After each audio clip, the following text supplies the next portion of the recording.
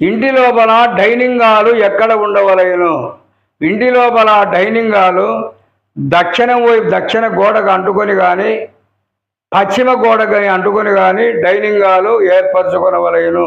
తూర్పు గోడకు ఉత్తరము గోడకు డైనింగ్ హాలు ఉండకూడదు.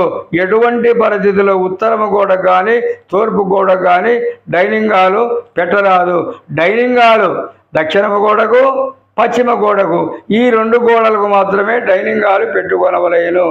డైనింగ్ బల్ల దక్షిణము గోడకు కానీ తూర్పు గోడకు కానీ పశ్చిమ గోడ కానీ అంటకుండా సెంటర్ భాగంలో డైనింగ్ బల్ల వేసుకొనవలేను. ఆ రకంగా వేసుకొని చుట్టూ కూర్చొని భోంచేయవచ్చును. ఎప్పటికైనా దక్షిణం వైపు ముఖము చేసి అన్నము తినరాదు. పరమట వైపు కూడా ముఖము చేసి తినరాదు.